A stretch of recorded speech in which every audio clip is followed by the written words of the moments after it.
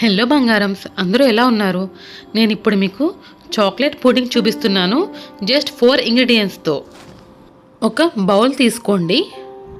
దీంట్లో 2 cups of milk add చేయండి. 1/4 cup cocoa powder add చేయండి. 1/3 కప్ కార్న్ఫ్లోర్ యాడ్ చేయండి.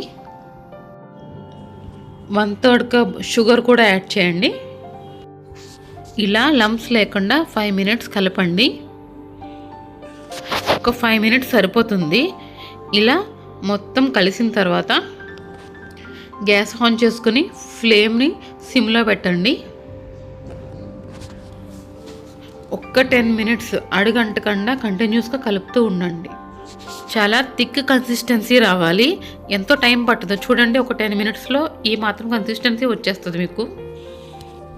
ఇలా చుట్టూ దగ్గర తీసుకుంటూ కలపండి. ఇలా థిక్గా బబుల్స్ రావాలి చూడండి. కింద బబుల్స్ వస్తున్నాయి కదా, సో అంటే కంప్లీట్ అయిపోయినట్టే.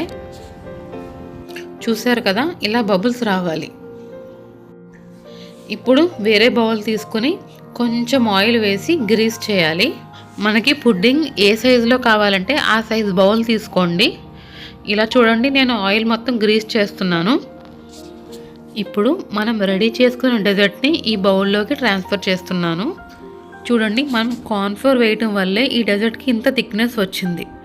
సో దీన్ని ఈ బౌల్లోకి ట్రాన్స్ఫర్ చేస్తున్నాను. ఇప్పుడు ఈ బౌల్ని 2 to 3 అవర్స్ ఫ్రిడ్జ్లో పెట్టేయండి.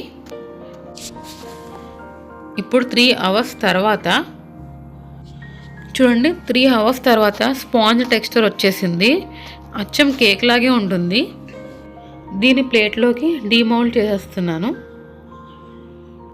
మేము ఇద్దరమే ఉంటాం కాబట్టి నేను ఇంత తక్కువ మెజర్మెంట్స్ తీసుకున్నాను. కానీ మీకు ఫ్యామిలీ మొత్తానికి కావాలంటే నేను చూపించిన మెజర్మెంట్కి డబల్ తీసుకోండి. టేస్ట్ అయితే చాలా బాగుందండి. ఒకసారి మీరు ట్రై చేసి చూడండి.